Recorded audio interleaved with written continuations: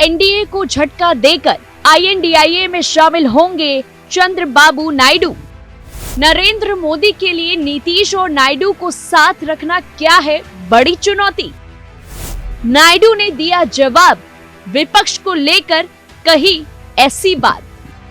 न राम मंदिर का मुद्दा काम आया, न हिंदू कार्ड चल सका और न चल सका 370 हटाने का जादू।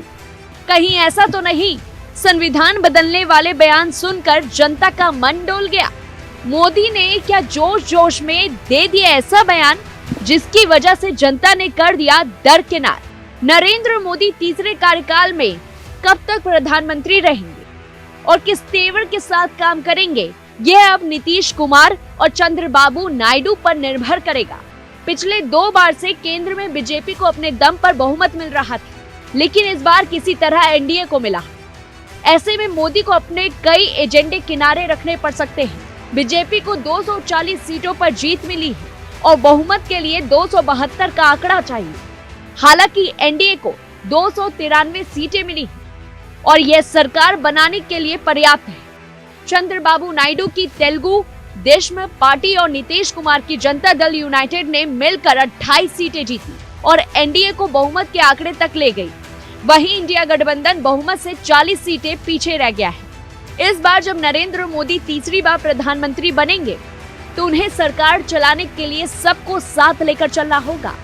उनके सामने सबसे बड़ी जिम्मेदारी और चुनौती होगी चंद्रबाबू नायडू और नीतीश कुमार को अपने साथ लेकर चलने की। नरेंद्र मोदी के दिल्ली आने के बाद नीतीश कुमार और नायडू के संबंध बीजेपी से बहुत कड़वाहट भरे भी रहे। नायडू और नीतीश 2014 में नरेंद्र मोदी की पहली बार प्रधानमंत्री बनने पर बीजेपी के विरोधी खेमे में रह चुके हैं और इस लोकसभा चुनाव से ठीक पहले एनडीए में वापसी की है।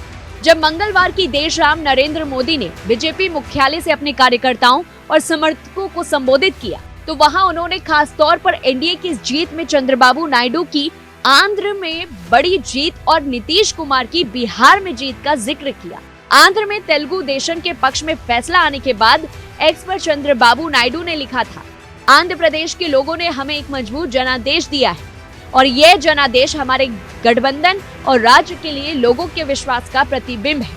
अपने लोगों के साथ मिलकर हम आंध्र प्रदेश का पुनः निर्माण करेंगे और इसके गौरव को फिर से स्थापित करेंगे। अपने ट्वीट में चंद्रबाबू नायडू ने तो एनडीए गठबंधन की बात कर दी, लेकिन 12 सीटें जीतने वाली नीतीश कुमार ने अब तक कोई प्रतिक्रिया नहीं दी। वहीं चंद्रबाबू नायडू ने कहा कि आंध्र प्रदेश के विजयवाड़ा में एक प्रेस कॉन्फ्रेंस करते हुए उन्होंने कहा, आप चिंता मत करिए, मैंने देश में कई राजनीतिक बदलाव होते हुए देखे हैं, लेकिन मैं एनडीए में ही रहूंगा। मैं एनडीए की मीटिंग में शामिल होने के लिए दिल्ली जा रहा हूं। उन्होंने आगे आंध्र प्रदेश विधानसभा चुनाव में जीत और लोकसभा चुनाव में टीडीपी के शानदार प्रदर्शन को लेकर मतदाताओं का भी धन्यवाद किया और उन्होंने धन्यवाद करते हुए कहा कि हम एनडीए में ही बने रहें।